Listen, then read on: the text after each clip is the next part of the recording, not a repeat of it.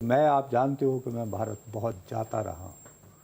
یہ بات درست ہے کہ منموہن سنگھ جب 1991 میں نرسمہا راؤ نے ان کو مشیر ایک ٹیکنوکریٹ کے طور پر لیا تھا تو ان کے ساتھ میری غیر رسمی بات ہوئی تھی آف دا ریکارڈ۔ انہوں نے کہا تھا صرف 3 منٹ میں آپ سے بات کروں گا، اور وہ بھی یہ کہ میں نے پنجابی گریڈ پر کوئی سفارش کروائی تھی ان سے۔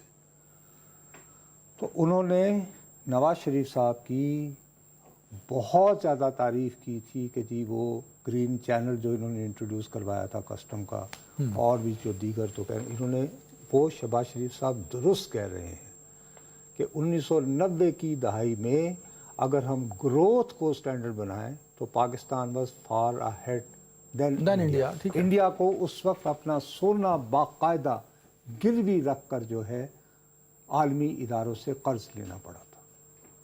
تو اب ظاہر ہے کہ 1990 کی دہائی میں کچھ ہوا نا، پھر بعد میں انہیں تو غلام اسحاق خان نے فارغ کر دیا کہ بھئی تین بڑی کالی موٹر وے بنا دیتے، گرین چینل، یہ تو اس طرح کیا ہوگا، کسٹم افسروں کی وہ کیا ہوگا، ٹھیک ہے نا سارے سسٹم۔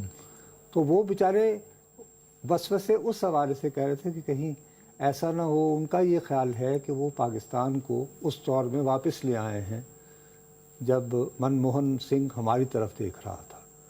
اب کہیں ایسا نہ ہو کہ نظر لگ جائے اور دوبارہ پھر یہ کہ مطلب آپ یہ کہہ رہے ہیں کہ شہباز شریف صاحب چاہتے ہیں کہ عمران خان جیل میں رہیں، پی ٹی آئی جہاں ہے وہیں کھڑی رہے تاکہ میں وزیر اعظم رہوں۔ نہیں، ان کا باہر آنا، پی ٹی آئی کو انگیج کرنا ان کے لیے خطرہ ہو سکتا ہے، آپ یہ کہہ رہے ہیں؟